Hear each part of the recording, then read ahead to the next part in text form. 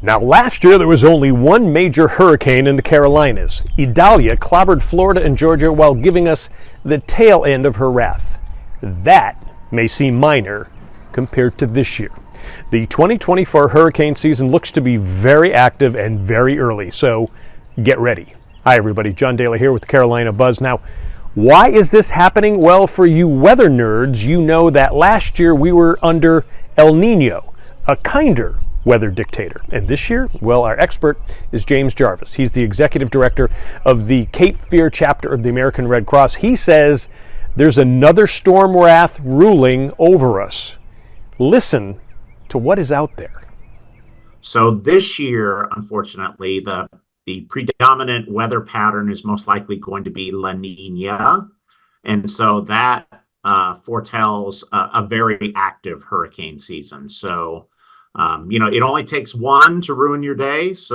But it does look like, based upon what we've seen with the spring storms already, we have 52 disaster relief operations that have been initiated since April 1st alone.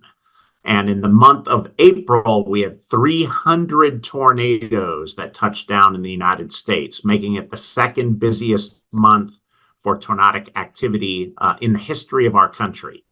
And so if that's any indication of the type of storm season we can have moving into hurricane season, we need to be prepared.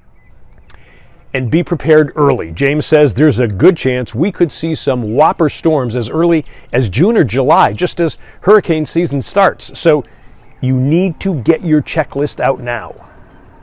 Sure. So there are three things basically that everybody who lives in a hurricane-prone area or a disaster-prone area needs to do, and that is to get a kit, make a plan, and stay informed.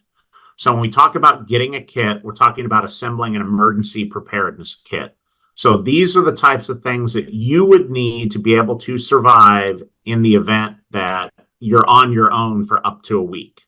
So that means making sure that you have at least 1 to 2 weeks worth of your medications on hand. You need to have drinkable water or potable water. You need to have non-perishable food. You need to expect that the power could be out for several days while emergency crews are trying to reestablish it. So those types of things that you're going to need to feel comfortable if you're hunkering down, trying to ride out the storm, and you may be on your own for a week. So talking food, having cash, at least $200 cash in case the power grid goes out and ATMs are not working.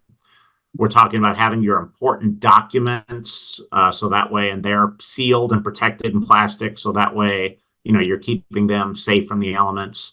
And make sure that you have things to take care of your pets. If you have to evacuate with your pets, you want to make sure that you have their shot records, you have food and things for them. So that way they can feel comfortable as well, because it's going to be very disruptive for them as well. And the Red Cross has a website for you to go to. We do. So if you go to redcross.org/prepare, you can see all of the details of the types of things you'd want to have in your emergency preparedness kit, including flashlight, batteries, those types of things, a first aid kit, those types of things that you're going to need to feel comfortable should you be without power and sitting in the dark. And hopefully we won't be. Again, here is that website. Now, this is the first of a 3-part series that we will have for you here on Carolina Buzz. Now, in our second segment, James will tell us about preparedness if you are planning to evacuate the area during a storm. And in our third segment, he will have tips for businesses to survive and get back working after any storms hit. Again, Carolina Buzz keeps you updated on what's happening in the Carolinas. We're on WingDing TV, offering you your own show along with cutting-edge social media and digital marketing with a worldwide audience reach of millions. I'm John Daly for the Carolina Buzz.